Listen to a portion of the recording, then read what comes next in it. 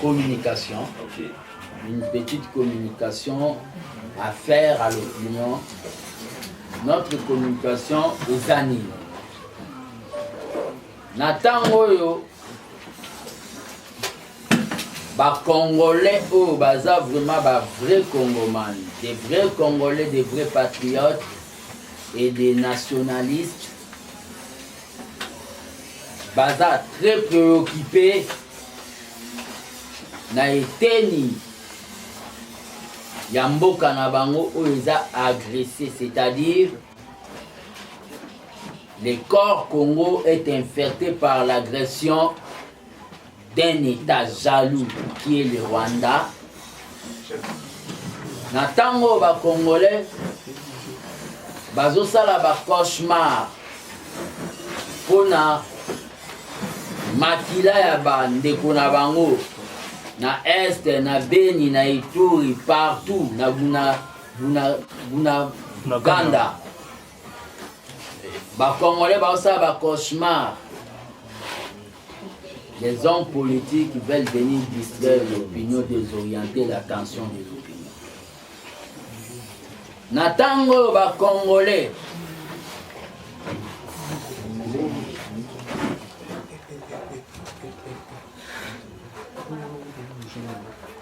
il faut apporter appui dans la FARDC.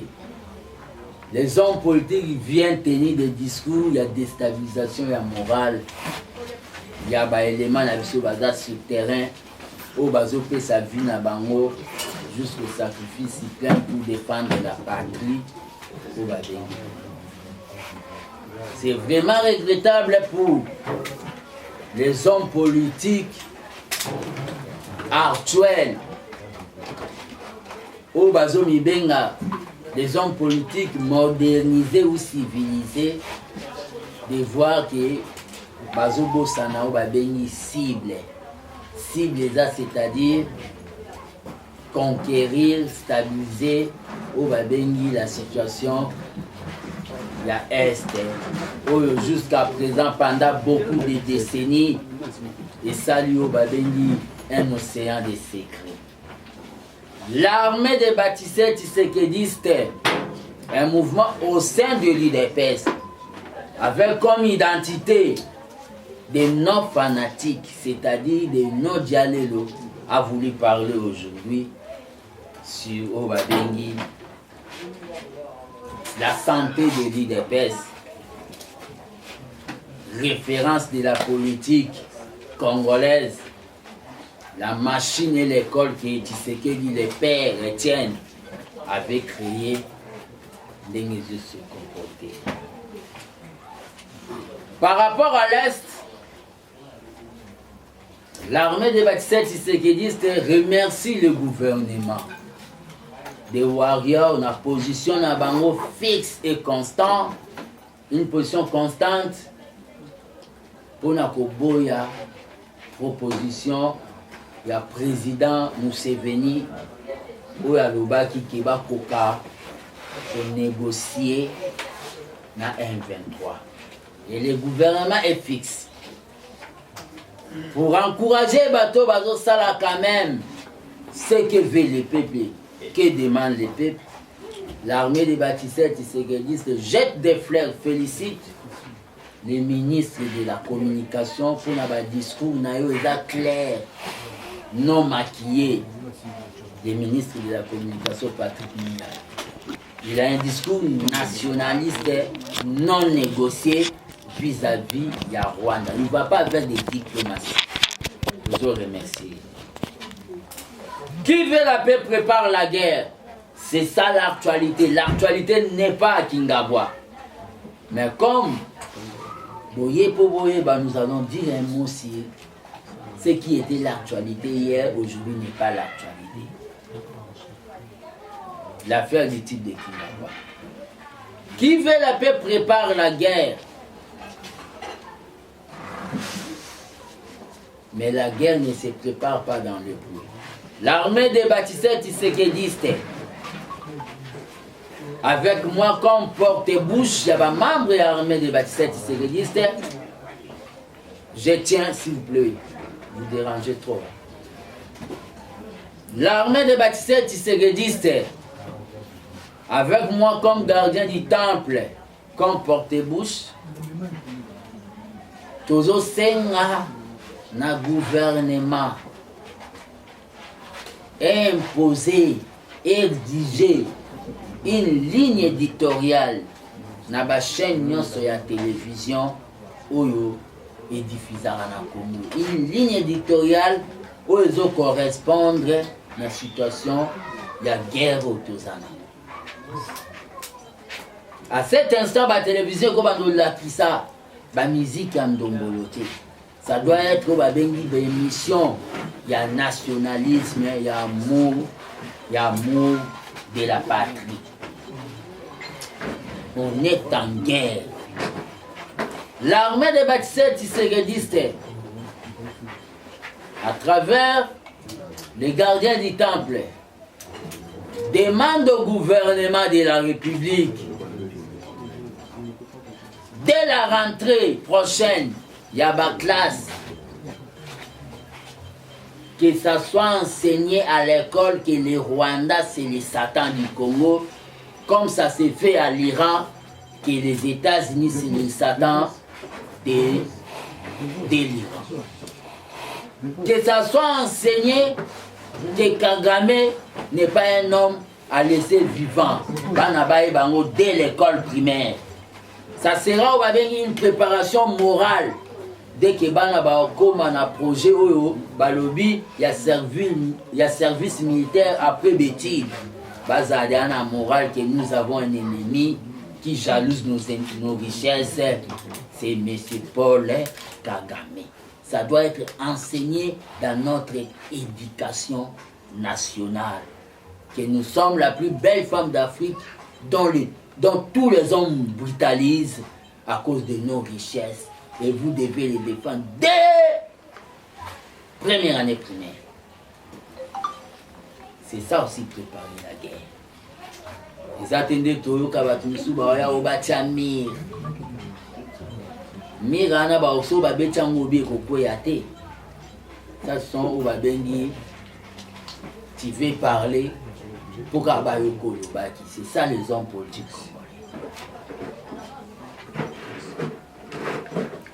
Tout le monde attendait que les gardiens du temple de la démocratie puissent parler de ce qui s'est passé à Kingabwa. Je ne voulais pas parler de ça, c'est-à-dire la sortie donnée au Babengi, une réponse, la sortie médiatique. Il y a M. Jean-Marc Kabou. Je ne voulais pas parler de ça parce qu'il y a 3 ans passés, j'avais déjà parlé de tout ce que les autres commencent à parler aujourd'hui. J'avais parlé déjà d'un villa qu'on construit à Kingabwa avec un main-d'œuvre chinois, il y a 3 ans passés. J'avais dénoncé déjà 3 ans passés que Bazote Kabapost a combattant. 3 ans passés. J'avais dit déjà que cet homme était un Blaise Compaoré tout près de Thomas Sankara. C'est-à-dire Sobokei, Burkina Faso, s'il vous plaît. Ne me déconnectez pas. Je commence déjà à vibrer. Sobokei, Burkina Faso.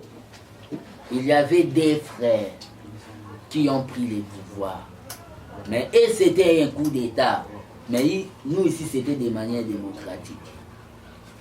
L'autre a jalousé, l'autre l'a tué.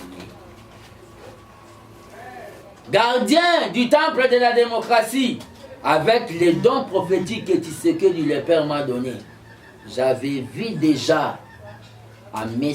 Jean-Marc Kaboun, ex-compagnon, qui a déserté aujourd'hui le combat de la lutte pour l'instauration d'un état de droit, Namona qui est déjà caractérisé na jalousie à Lucifer, ou à l'Inga qu'on renversé, nous n'avons pas qu'on a moqué.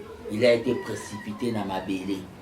Namona qui est que Azalaki caractérisé na jalousie à Obabengi. Blaise Compaoré, il a tué son frère Obabengi, Thomas Sankara. Dans la vie, la nature nous enseigne. Il faut accepter de servir pour que demain on vous sert aussi.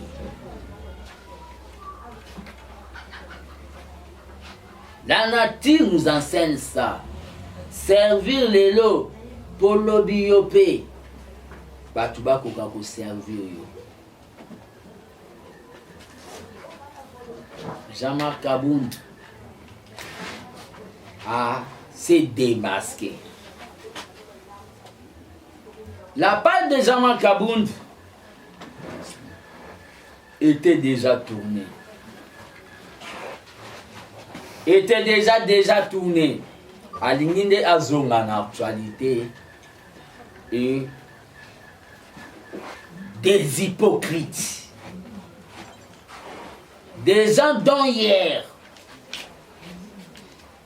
applaudissaient pour Jean-Marc Kabound veulent se mettre aujourd'hui debout pour commencer.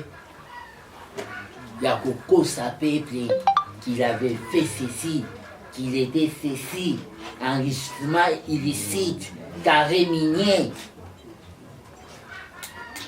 Les bolo ba carré minier wana, les yazoa ba carré minier wana, bolo ba ate lobi. Les loboya au lobango, c'est que vous êtes une association de malfaiteurs contre les biens du peuple. C'est ça la position du gardien du temple. Un homme responsable ne peut pas laisser un mal évoluer, même tuer ce qui est patrimoine comme l'IDPS, laisser ce mal, tuer l'IDPS, laisser ce mal, laisser les combattants dans le chômage pendant au moins 4 ans, laisser ce mal, tuer la machine politique de l'IDPS, parce qu'il y a eu des problèmes. Aujourd'hui, vous venez ouvrir Minoko Nabino pour bolobaki Kabound ceci, Kabound cela. Kabound peut bien aller créer son parti politique. Nous sommes des légalistes, c'est conformément à l'article 5, donc tout citoyen peut créer son parti politique. Mais ce que Kabound a fait, il est en train de chercher Bataille Maboko Bakangae pour te fabriquer leader. Je demande au président de la République, je les remercie d'abord, je remercie le gouvernement de Badifizaki, bêtise nae, baliver nae alobaki na Kingabwa, de Badifizaki on de Balexaki en RTNC. Ça démontre notre sens démocratique et ça contredit ce que M. Jean-Marc Kabound a eu à dire. Nanda Kune ou Salama avec un main d'œuvre chinois. 520 gigas. Les problèmes des cartes des membres de l'UDPS, la gestion du parti, ça a été déjà dit. 3 ans passés par le gardien du temple, on a vu qui va torture, interdiction et au quota, na permanence par vous. Aujourd'hui, comme si Bino Bassan.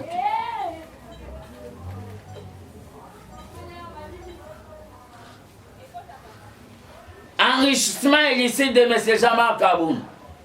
Bino. Avant Bolongo, c'était dans l'issue ya Moutou. C'est biblique.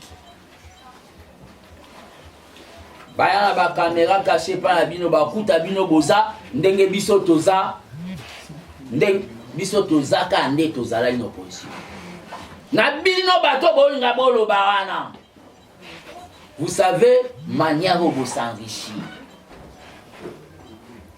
Ba discours bozo tenir na limité ana. C'est les faibles qui vous applaudissent. Mais les gens avertis, bateau bazar maele, babenga une association de malfaiteurs. Bo pesi soni na Tshisekedi le père. Bo ça il a lobati. Bo comme ça qui dit, il dépêche li Kelemba. Il y a 3 années passées dans le Bakango. Ba commissaire de pes li kelemba. Bango balie balingi ba combattant baliate. Lelo na kati ya li kelemba na bino. Et bimiseli bino mindondo. Bokomo linga boya ozwa ba combattant. Po ba bundiano bitumba. Combattant au liakité. Soko ko défendre UDPS défendre en ndenge na yo kozwa ordre mon côté ya batu nyonso bakoma ba nouveau riche o ba mona kibino ke botika na obongo bobetela bango maboko bango nde ba cadre. Combattant réfléchir pour venir à partir na yo moko de manière libre sans influence ya mutumo.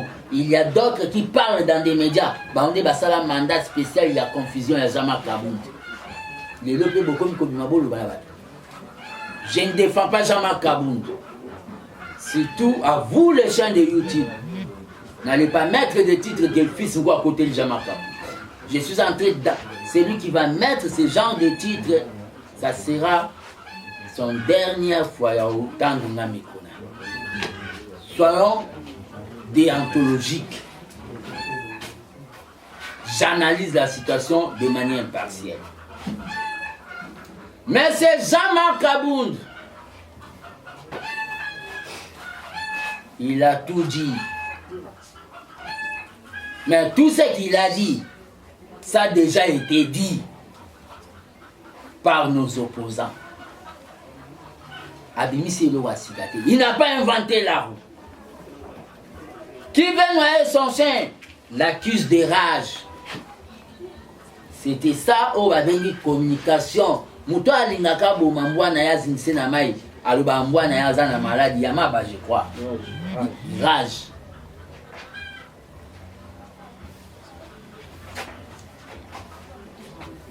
Nous avons eu le pouvoir de dire au président de la République que je respecte beaucoup que Makamboé Kende bien dans l'IDPS, très tôt matin de notre pouvoir. Et Jean-Marc Kabound avait fermé sa bouche parce qu'il voulait devenir riche. L'air à Monisco à Tony vient dire que Zalaka Anaka Nabina ba nouveau riche, Tikabiso Babolaka Anaka Nabiso, 2023 c'est bientôt. L'opposition aujourd'hui, tout le monde s'est dit de l'opposition. Oh, Bozo Mona Bazo s'est déclaré comme opposant à régime Nabiso. Je regrette tout effort que les combattants Souba Monango Mabe. C'est ça qui était notre combat. Dans notre pouvoir, lié au président de la République, alors nous devons avoir des contradicteurs. Nous devons avoir l'opposition. Mais il y a opposition et opposition. La vraie opposition ici au Congo, c'est les FCC. Entre guillemets, c'est les PPRD. Parce qu'ils étaient au pouvoir. Bisoto Yepsi Bango Bolong, on a pouvoir, tous pouvoir. Automatiquement, dans un jeu démocratique, il faut battre une opposition. C'est ça le cas même à Brazzaville. L'IPADES de Pascal Lissouba au pouvoir. Balongwa le pouvoir. PCTZ pouvoir. Automatiquement, IPADES à Pascal Lissouba va dans l'opposition et baser en opposition. Même cas avec MCDDI, il y a Bernard Kolela dans Brazzaville. Mais les oppositions autocomiques au monde, il y a un Nouveau Testament. Parce que tu n'étais pas classé dans les gouvernements au Komio Balobana qui Congo Boubou Tombo Kele. Tu deviens opposant. Les oppositions au monde, telles que les cas de Jean-Marc Kabound, opposition basée sur la jalousie.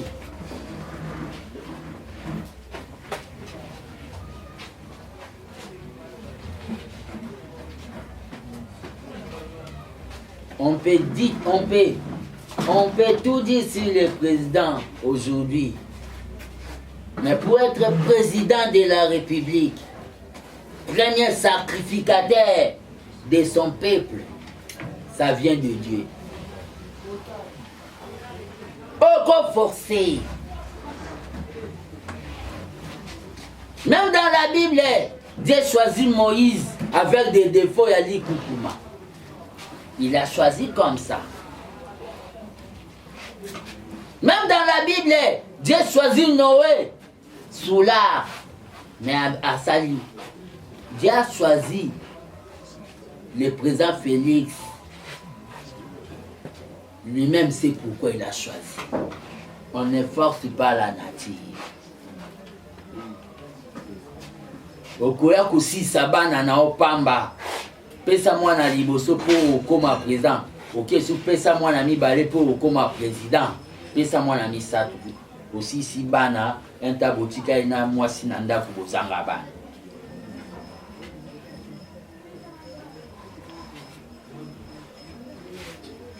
Un combattant doit pleurer parce que Jean-Marc Kabound est parti. Naloba na bino idepe seza lokola nzete. Makasa yakala ekokweya ya siki kobota. Tshisekedi le père est passé. Liaou Marcel est passé. Ngalou Lapandang Gilles est passé. Birinde est passé. Kibasa Malib est passé. Fati passera. Kabound est passé, moi aussi je vais passer. Mais la base restera base.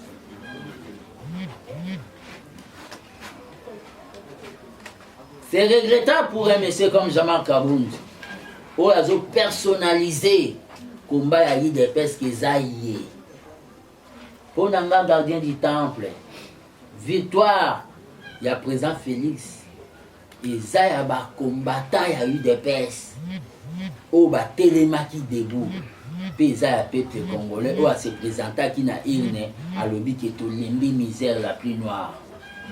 Ils aillent un individu. Voilà l'égoïsme d'un homme politique. Voilà l'égoïsme d'un homme politique. C'est-à-dire, la page de M. Jean-Marc Kabound est déjà tournée. Voyons maintenant comment nous devons organiser l'IDPS. Voyons maintenant comment nous devons organiser l'IDPS.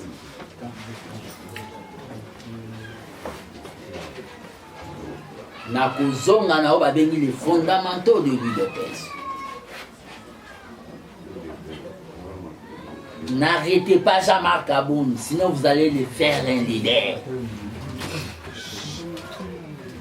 La police congolaise, sur base de la brutalité, peut-être à l'époque, Yakala, ils ont eu à tirer des gaz sur Fayoum. Aujourd'hui, Fayoum s'est dit leader. Ne fabriquons pas des leaders. Laissez Kabound parler là-bas, faire ses brouhaha, c'est-à-dire maquiller les Yaoubouenzi à Kingaboua. Il se fatiguera lui-même. Entre-temps, les trains du peuple d'abord avancent.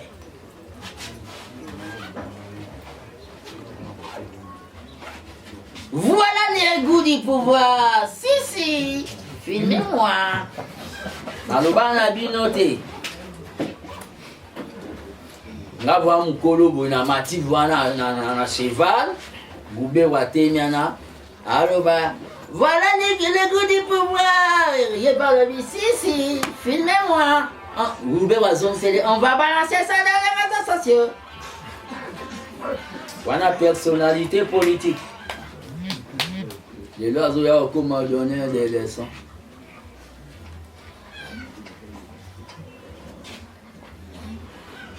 Martin Luther King avait dit ceci. Il est complice, quelqu'un ou un peuple qui laisse un mal évoluer. Il garde silence, c'est qu'il est complice. S'il y avait le mal dans le pouvoir du président Félix, Kabound a laissé ça, mal année évoluer. Il est complice, il n'a pas de leçon à nous donner. Il n'a pas de leçon à nous donner. Et ceux qui veulent répondre à Jean-Marc Kabound doivent aussi se taire. Parce que quand Kabound akomaki Hitler na kati ya UDPS bango balai ba complice na ye bakanga mino na bango.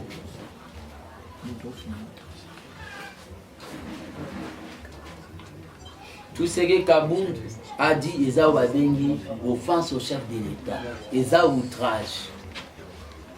Il y a des gens qui ont quitté le parti politique Nabango, Vital Kamel. Boyoka Bango Bafinga Kabila Ndenge Kabound a fini. Il y a des gens qui ont quitté le parti politique Nabango, Bazé Belé. À Monique, pour des convenances personnelles à Longwe Naï. Mais yo lingo lungwana. D'abord, ba longo la kyo. Osangina mamba oloba olingo oyepo o annoncer. Loba kinga na osa makamnanga yangai na ndenge nanga. Ba mo ba do finga faible d'esprit. Faible d'esprit.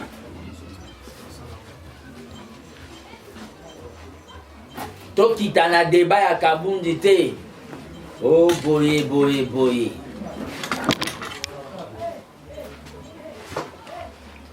Je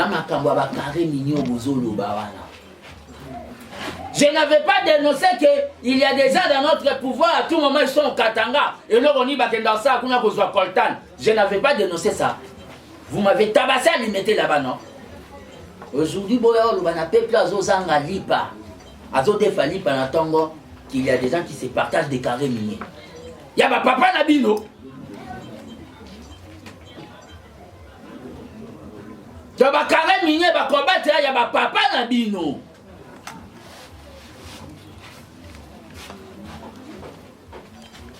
Carré minier, carré minier. Organisons les partis. Kabound ne doit pas être notre référence.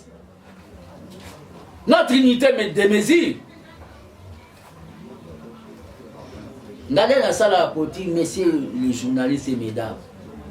Batumso baleka na TV ba Sankara ya ba Fayou na mona bango.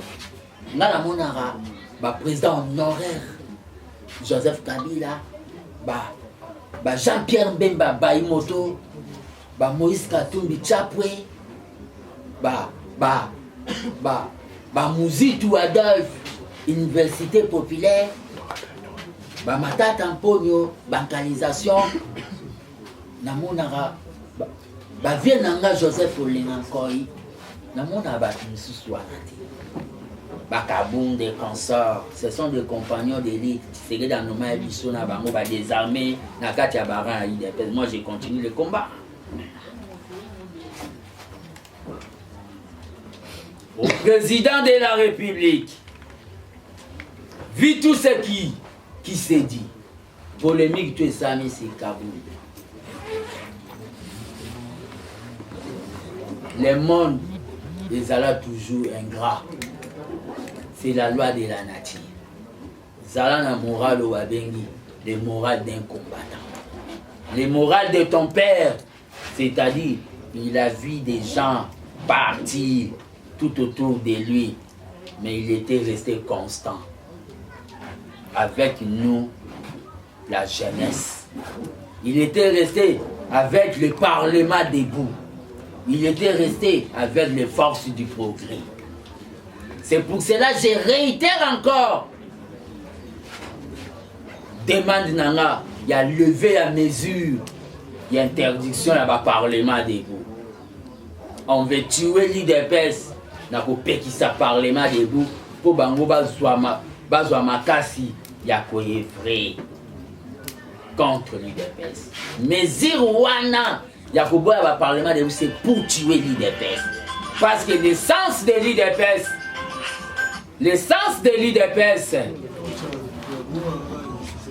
s'il vous plaît, l'essence de l'IDPS, la force de l'IDPS, c'est le Parlement debout. Jean-Marc Kabound, il a fait ce qu'il peut faire, entreprise naïve.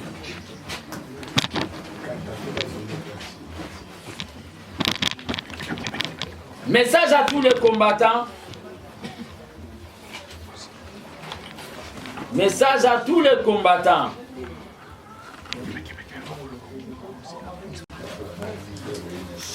Nous devons revenir dans nos fondamentaux de l'UDPS. S'il vous plaît.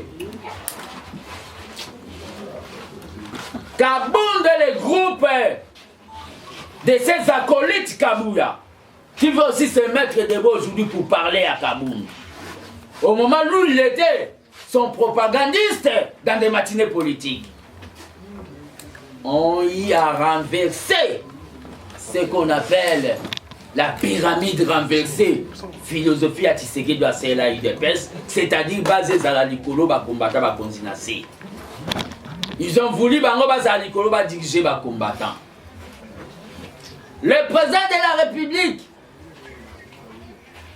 doit avoir des oreilles. Oreille Morezo Kabaz, oreille Morezo Kabakadre, président de la République.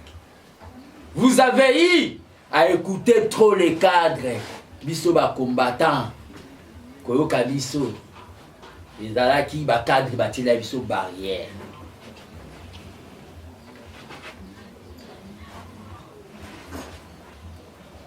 Les 70% que vous avez donné à M. Kabound pour la misala ba combattant, j'ai eu à révéler qu'il y a beaucoup de temps.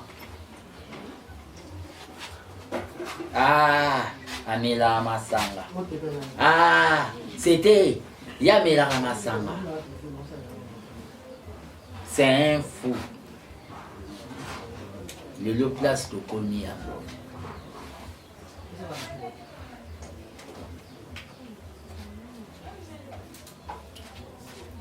Zonga na babengi pyramide renversée. Kanisa nzembo toyembelaki yoka base. Dès que ça qui on a Genève, retirer signature pour retirer signature.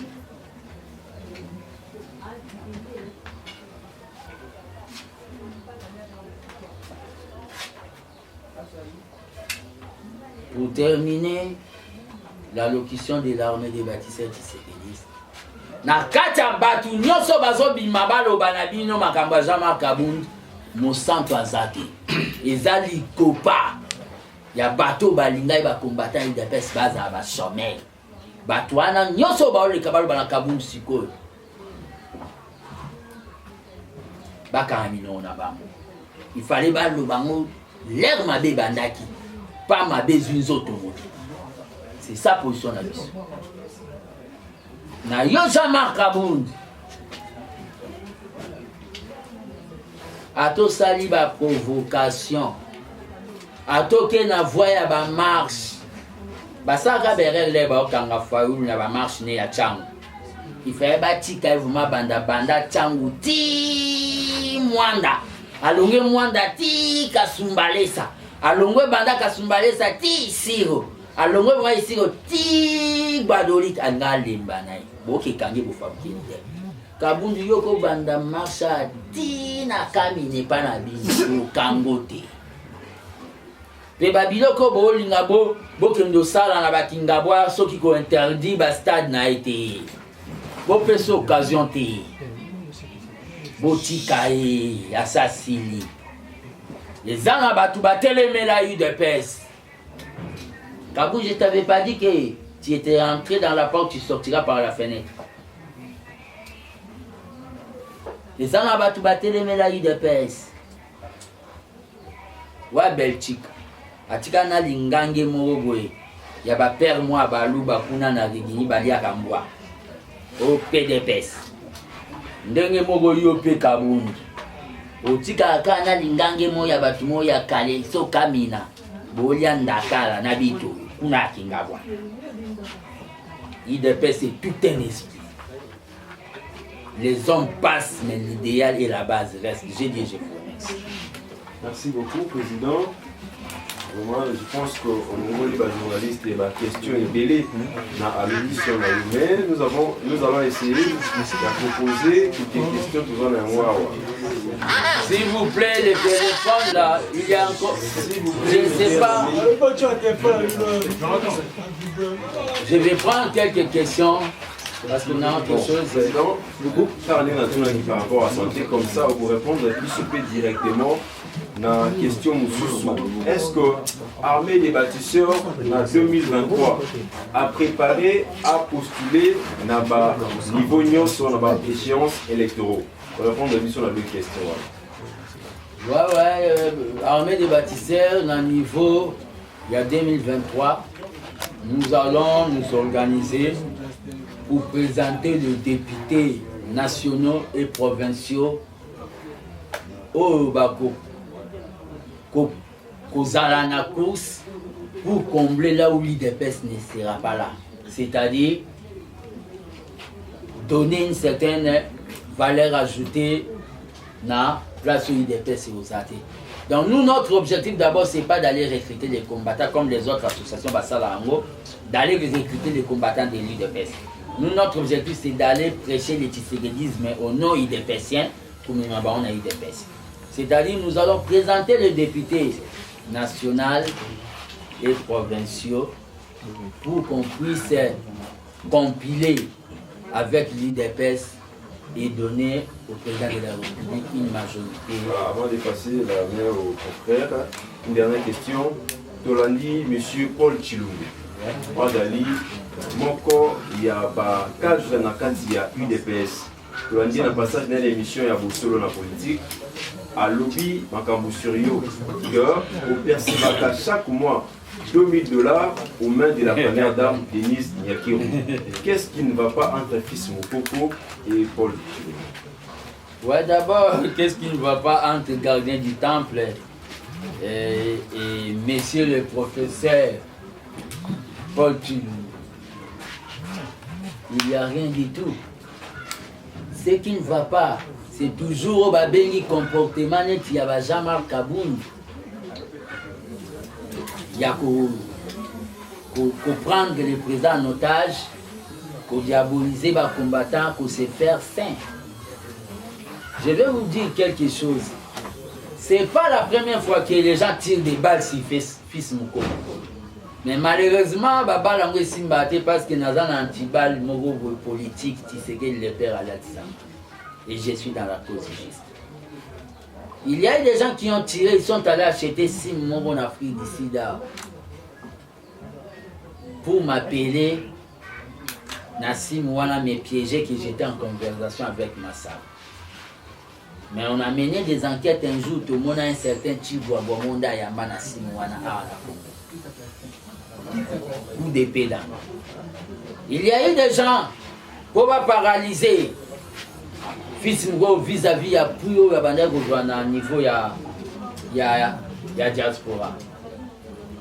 Comment article que fils Mko va nommer la logistique dans la présidence de la République? Il y a un article qui est Koti na bureau na Lali. Président Koti aye avec Tingawe. Qu'est-ce qui ne va pas fils Mko? Ah, président. Nous savons au Pessinga na Okokananga ba ordinateur au Tenazonga na sans aider. Objectif na bango ya nini? Bato bakoyoka bayoka moi mike ba aide nazwa tina koma de plus en plus misérable. Lelo bino bozé pas fils Mukoko bozo mona même ba journaliste nazala vraiment na moyen ya opesa ba même transport.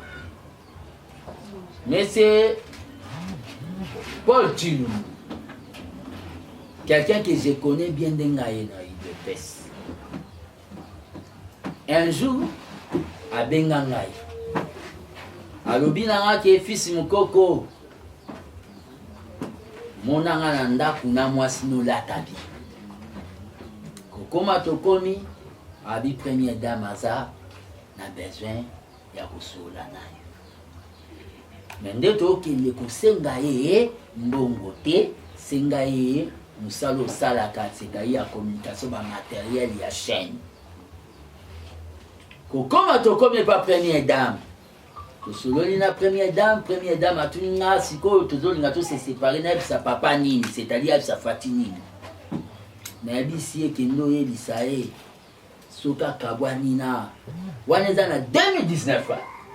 Na FC hein? Na FC soka kabwani abomi mariage à FCC cacheté à Kouriska sala manda moko. C'est vrai. Kovanda tovandi. D'abord, tu vas nous lever la première dame, il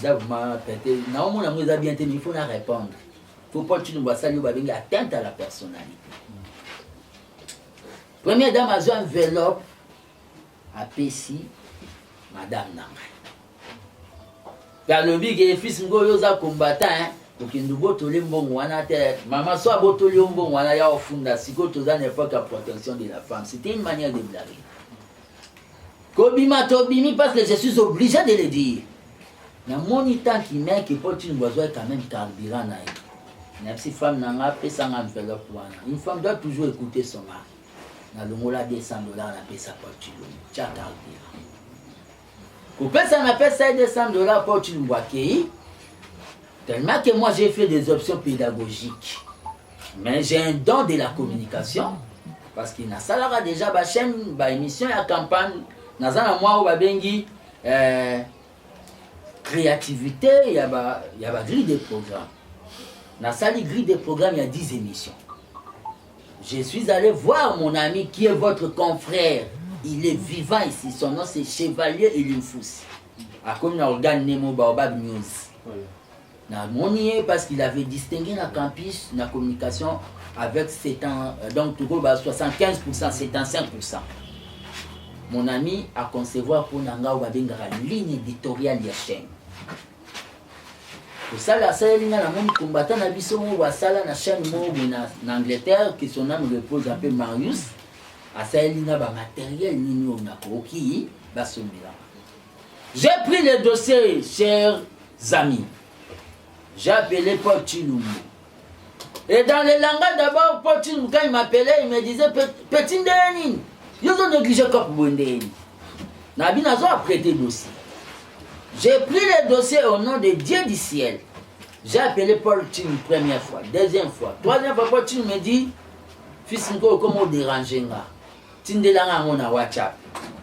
Nazui na Tindelia en WhatsApp. Tu n'es pas mort, tu étais là. Na Tindelia on a WhatsApp. Nazui document tout na Tindelia on a PDF format.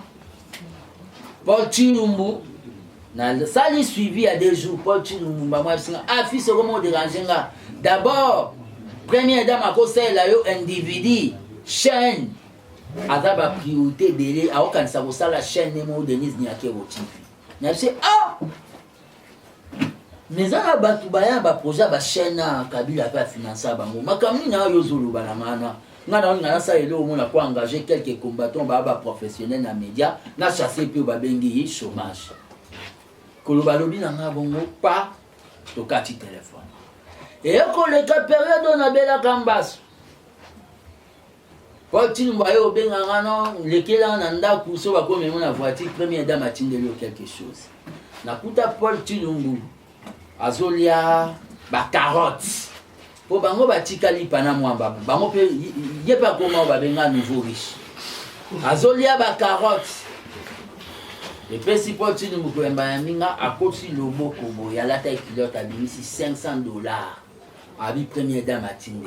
Ngapi ce qu'on a dit est-ce que na ko yebisata première dame na voice merci te tikana yo nga mona oyebise ko zwaki mafia première dame akotinde la mutu mbongo eza na enveloppe te eza ka boy na edite ko zwana zuna na bi mutu yo eza bani papa na nga na Paul Chilumbu et aussi là na réponse soit pesenga mais makambo Paul Chilumbu aleki na chaîne je suis en train de profiter.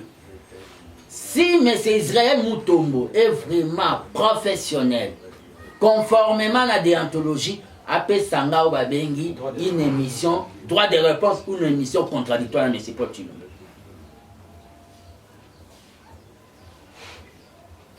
Si M. Israël est professionnel, et Paul Chilumbu est passé, je ne sais pas, Edo Yamamo livre, pourquoi ça met les gens mal à l'aise. C'est de l'humanité tout simplement. Je ne crois pas. Même maman Denise comme première dame. A remercier Koutou. Ndekonae, maman na acte a sali peut-être il y a Zalaki empêché. Mais pourquoi Batimsou Baolinga Bima comme si ça a mis maman Denise mal à l'aise? J'ai des voices des collaborateurs de Paul Chilumbu. Il a fallu kaka aloba. Bon, je vais vous donner des voices. Collaborateur Paul Chilumbu. Il a fallu kaka aloba. Maman Oliva Eda Kyo, les années Tiba, Kotsaki, Maman Denise Pi. Pourquoi nous devons baser notre pouvoir sur base à mensonge? Et un professeur d'université, c'est-à-dire, même à Kambouatang, il a paracétamol, parce que c'est un professeur, un professeur, il a une pharmacie sur chimie. Même à Kambouatang, quand il y a un permanganate, il y a un paracétamol, à cause de la formule. Un député de la Tchang qui vient dire que Ngana Panzana Mwasi Nanga. Vous n'avez pas vu l'image de Ngana Mwasi Nanga l'air dans l'hôpital. Pourquoi contredire? Pourquoi dire des sottises? Les apôtres la bango Sanyambele na bilo wa mayonnaise dans la cité de Loya Tonine.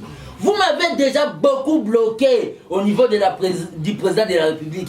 Vous continuez encore à me bloquer au moment où nous devons nous unir pour voir comment nous pouvons relancer IDPS dans un bel élan d'amour. C'est ça pour Chilou. Maman Olive m'a aidé. Le beau à la Satan pour mon aide n'a ma bé. C'était de l'inattendu, j'étais dans le désespoir. Les gens voulaient que les bateaux traités Nawana, non le bas. Eh, s'il vous plaît, Bokatamaï, pardon. Dans quel limite pour opérer dans quel limite. Je n'ai pas nié que Kabound Augustin Kabouya a tindé là une assistante. Je n'ai pas nié ça. Mais vous voyez, Bambouana Bango Balekana TV, Badioliste, Moussou soit l'état le $1000, Moussou l'équipe 1200, Moussou le 500. Et ma maman livre. Et suis au moins 2 mois, 1 mois, Oyo, quelques bateaux bazana maye l'été, Baole Kana TV. Là où maman Denise a aidaka, maman Olive a aidaka kunate. Et zandenge mope, maman Denise, maman Olive a aidaka. Yamondenga na oya ko bima boy, na yini maman nanga maman Denise. Ce que Paul Chilumbu dit, l'armée des bâtisseurs Tshisekedi, c'est contre même l'organisme de la justice pour atteindre la personnalité. Paul Chilumbu est en train de me dire qu'il n'a qu'à voir un mois sinanga. Avant le mois était dans l'histoire, il faut le mois là, on a un mot. Les jours qu'il va ouvrir encore sa bouche, hier on a mon andéna kota na IDPS sawa. Nakola qui sa place à côté là na IDPS. Les jours que M. Potin va encore ouvrir la bouche, je vais étaler la situation, il y a Banano à Tikana Cham. Je vais étaler la situation, il y a femme naï. N'enga banda ko torturer na campus. Parce qu'il a touché ma vie personnelle. Ce cas, mais qui faut Potin était anéanti par Kadiombo ici. Aux abattus, il y a presse. Que l'âme de Kadiombo repose en paix. Je suis allé pour réaccadrer Kadiombo dans la parcelle de Paul Chilumbu. Pourquoi les gens sont ingrats comme ça? Moi, maman Denise me donne $2000 chaque mois à Zouanga charge. C'est que moi, maman, Paul Chilumbu si on a calculé depuis 2019, et quoi, les ça, $40 000, $42 000. Paul Chilumbu faut payer ça ngambongwa. Maman mbongwa à part au pesa moi sinanga na zwambongo te. Na zwambongo te tuna bato bala kisa obisika na banda ko signer perception. Paul Chilumbu bima la kisa signature na nga fils mukoko na kaye la perception ya $2000 $2000 ya mbongo mukete. Place na banda ko signer que je perçus la kisango. Tu m'as comme tu respires. Toi, tu veux jouer avec les gardiens. Que votre Kabou n'a pas pu. Toi, tu es qui? Toi, le père t'avait nommé. Vous avez négocié des nominations après le congrès. Moi, le père m'a nommé. Le père m'a pris dans le parlement. Toi, tu viens d'où? Là, qui s'en a prison Moyokota, parce qu'un combattant, on le reconnaît. N'a pas parcours. Au contraire, ça m'a prison Moyokota. Au lieu d'aller faire nos vacances parlementaires, on va bien entretenir base dans la restitution. Vous êtes dans des chaînes de télévision pour un député, un honorable dialogiste. Bon, quand c'est le Cameroun, c'est ça maintenant notre temps d'être autour du président pour tout diaboliser les combattants. C'est pour cela,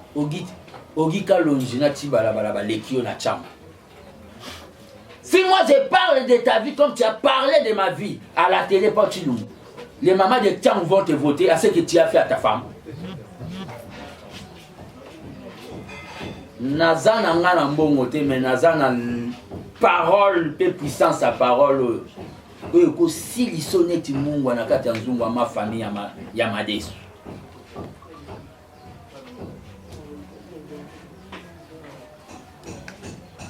Ce sont des gens pareils qui entourent les chefs de l'État.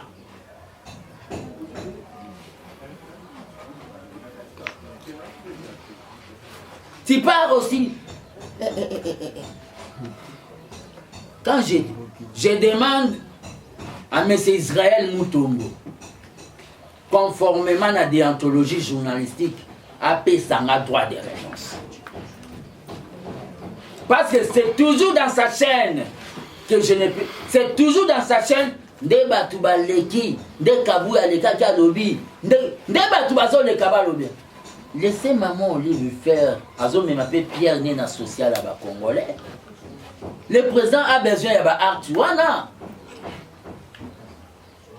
Si vos femmes achètent des bijoux et des cabellos, maman lui trouve mieux, il y a aussi quelque chose où il peut aider les Congolais. Atika Oussala, on peut gazer moi sa cabine. Bandoki. Ok. Fils Moukoko, c'est vrai, dans la speech, presque balayé toute l'actualité, hein, mais on n'en peut pas à dire. Quelque part, Fils Moukoko est d'ingrat aussi, parce que ceux dans la vie, Fils Moukoko ont mis en évidence, aux gens qui bandent la parenthèse, aux gens qui 4 IDPCT, au Bima pays IDPCT, mais au côté de la société, aux gens mis en évidence, pour aussi réorganiser la manière nini, et Jean-Marc Kaboun a ignoré que c'est lui qui est le faiseur du roi. Azali faiseur du roi, a sali, initiateur de l'union sacrée de Yebi, Yemutakoti, la copie a présenté ingrat panaye. Et deuxième pour que je dis comment réagissez-vous, bien que l'on a voté dans le sommaire, sortie médiatique, il y a Franck Diongo, on va rejeter Félix a traité par la mauvaise gouvernance, on a saisi peuple, en 2023, moi deux petites questions. Les problèmes d'abord pour les compagnons d'élite, président Franck Diongo. C'est tout à fait légitime à un monsieur ou à une dame de changer les options politiques. Nous sommes des démocrates. Bon, même le président de la République a fini à Franck Diongo. Non. Il a vu qu'il était dans l'union sacrée, mais peut-être pour booster encore les bienfaits, en opposition, pour observer peut-être erreur dans les débats communautaires. Nous sommes en démocratie, il doit y avoir l'opposition. Mais ingratitude que vous dites par rapport à Jean-Marc Kaboun, j'ai déjà répondu, Jimmy, c'est déjà professionnel. Ne personnalisons pas la victoire de l'IDPS. Kaboun soit bandi kotanga oya sala. Ngapina tanga yanga, c'est toute une émission. Kumbata ya Congo central, pas tanga ya chacun a contribué na pierre na. C'est ça l'égocentrisme et l'égoïsme où ils ont caractérisé Kaboun. Un joueur qui voulait jouer avec tous les 11 membres dans un terrain de football. Voilà comment il est devenu monstre. En évidence que vous dites que Fils Moukoko en évidence, je suis le gardien du temple. L'IDPS n'est pas le bâtiment commun interdit de manière illégale. L'IDPS c'est un état d'esprit. Les combattants de l'IDPS Singapour, les combattants de l'IDPS Kasumbale, sa base Bilanga, Bayaka permanence, mais ils ont l'esprit de Tshisekedi. L'IDPS c'est un état d'esprit. L'IDPS c'est un parti, pas comme tous les autres partis. C'est qu'un combattant de l'IDPS pense ici à Kinshasa, les endénémos combattants l'IDPS, il y a Japon à passage. Koboya nanga kokota na permanence. On a des individus comme le Paul Chilumbu. Il a vu que Moutabanda a torturé Bango Kabunda Kei, mais il y a un leader, Étoile Moiseau Pelana Bethelem, qui est fils Mkoko, tout bandada pour diaboliser, pour tout fragiliser. Ok, tu sais que le père Alassane anti-balle politique, donc il écoute. Pendant les Zawana, Fati, Arobet a demandé à c'est-à-dire, Bisso il devait opérer confiance dans le Congrès pour un deuxième mandat. Mais après Fati na minute tout ça na omona muta gagner. Oche la ngana.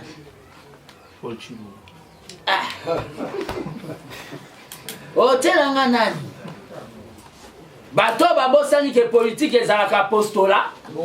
S'il vous plaît, ne me posez non mona mututé. Peter Kazali. Nazomona mututé oyo oyo akucha wana ngana bambongo na bango na ndenge bazweli yango. C'est pour ça babandi ko sa babilo na bango pour baluka ou diaboliser. Et le problème qu'il y a c'est quoi? Le problème qu'il y a c'est quoi?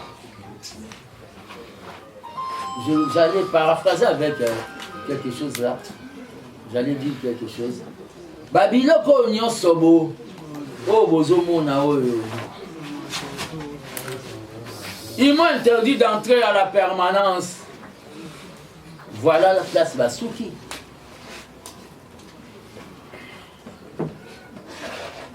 Voilà place Basuki. Je demande à celui qui reste encore là, Augustin Kabila, de ne pas créer ce qu'on appelle des conférences constitutionnelles ou les ateliers de Kisambi. De nous appeler Naoba Bengi Basismo Otukolobana, Tolobana, tout ça l'autocritique à partir pour toi atterrir bien en 2023. Sinon, Sototika Kolobanate, notre avion risquera de cracher en 2023. Ce n'est pas en choisissant quelques fanatiques. Et j'ai dit aux combattants, sauvons l'IDPS n'est pas des individus, n'est pas question des cadres. Tous ces cadres ont eu des fois à négocier avec l'homme de bêtises qui est Jean-Marc Kabou pour le pouvoir. Le coup la Pimela et Bango Batombo Kedaki. Sauvons l'IDPS, c'est toi combattant de l'IDPS qui me regarde. Du nord, du sud, de l'est et de l'ouest et du centre. Sauvons l'IDPS n'est pas tel.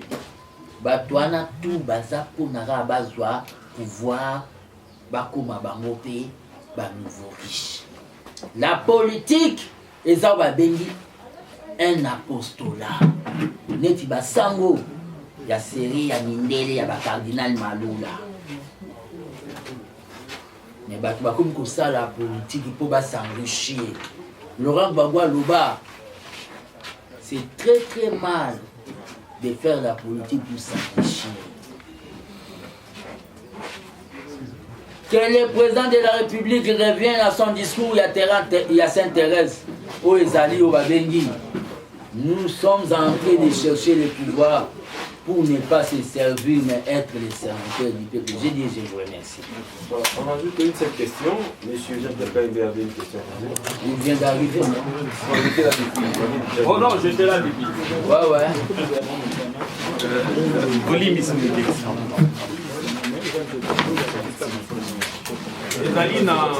C'est quelle chaîne? Non, à la balkanisation. Mais même à Kina-Gosama en Congo, à Kovanda quelque part, et même na Baninga. Na bateau, tout baolo ba jouissance wana. Bapanza Congo, bapanza Congo, banda midi 24h sur 24h. Bakansa ta basi na baonte bapesa bata bisou chez. O basala rani da jouissance. To bateau tout baolo ba so ba bino na bamonde ba obenga ba jeune to kende armée. Ba matavio to kende na ganda ba mata. Ko ba ngoba linga na ganda. Il y a d'autres choses autour de l'Ingatolanda. Les arbres à Bengi, tirer seulement pour tirer. Deuxième mandat, il y a président Olobini, et si nous allons manquer les discours. Oui, justement, parce que Bango Balobi, bilan, ils allaient penser. Bango Balobi, c'est leur opinion. Et on a RFI à Lobi, ils ont un million, ils ont Kende, na banane paradis. RFI n'est pas la voix du ciel. Non, ça c'est Kabond qui dit. Ouais, vous savez quoi? Hier, il n'avait pas dit ça. Pourquoi il vient le dire aujourd'hui? Hier, il n'avait pas dit ça. Pourquoi il vient le dire? Non, il faut être un homme qui dit la vérité dans tout le temps. Et que là, ça souffre. Les discours pour la 2023? Les discours, d'abord, le président de la République aura la confiance d'abord de l'UDPS. Nous avons le discours. Là, et comme à toute une émission bilan, nous avons un discours, il y a la réalisation auto-sali. Des fois, il y a eu un déficit communicationnel, la visibilité dans le niveau de la présidence de la République pour démontrer ça, qu'on a fait ceci, qu'on a fait cela. Mais au moment opportun, on va faire le bilan. Donc, réponse au moment où ça un moment où le président de la République aura d'abord une vision, une confiance sur les présidents. Quant à nous, l'armée des bâtisseurs tshisekidistes, nous allons nous prononcer au moment opportun par rapport aux élections. Par rapport aux élections. Tout ce qu'on est en train de dire, on doit obliger de chasser les pouvoirs. C'est dit déjà. On a déjà entendu ça. Les Arabes ont verbe de chasser. Les Arabes ont verbe. Mais le problème qu'il a, c'est quoi? J'ai dit ici, peut-être que vous êtes venus en retard. La vraie opposition au Congo, c'est les FCC. Les autres font l'opposition parce que dans les bateaux, Bazala quitté. Fayoul fait l'opposition à cause de la haine.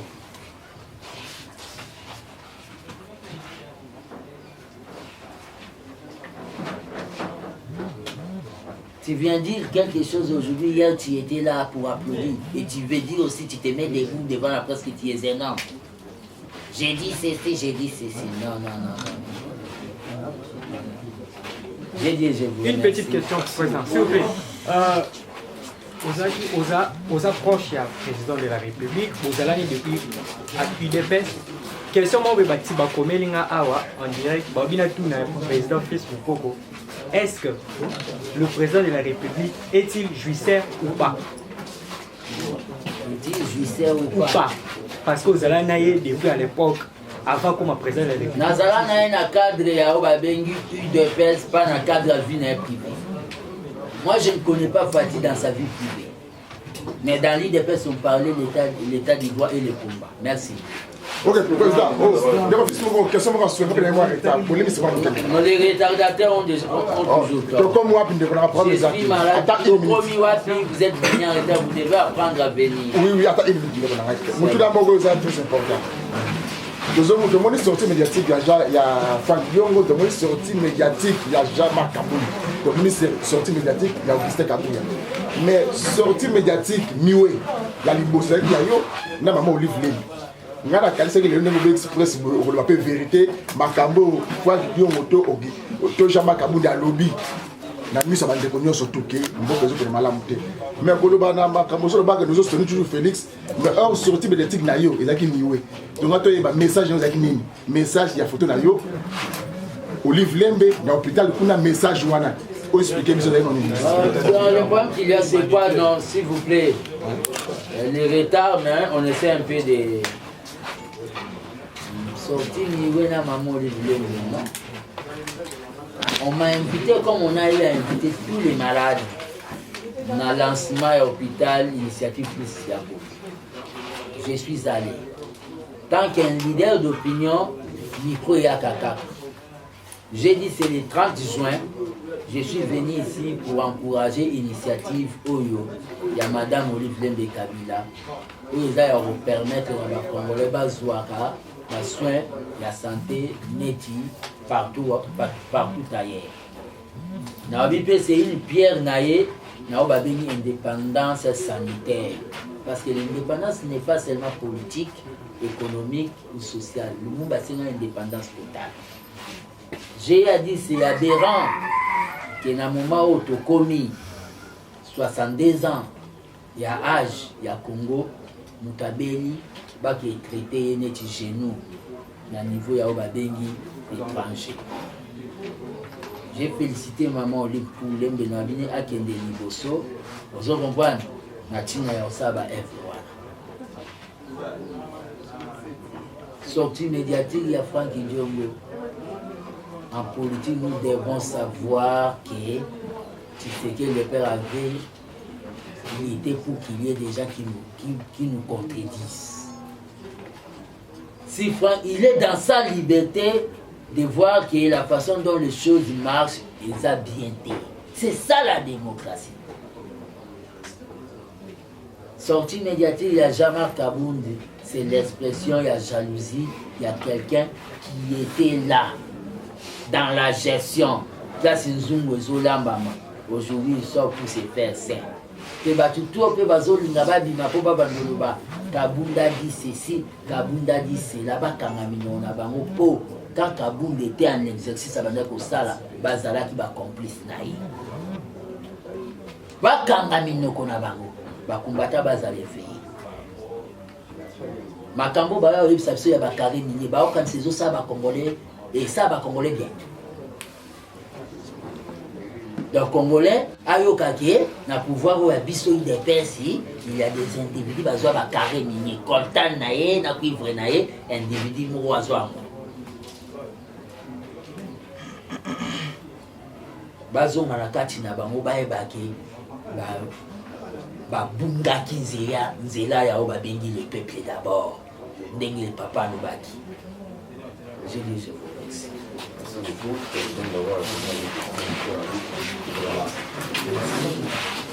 Je vais avoir les numéros.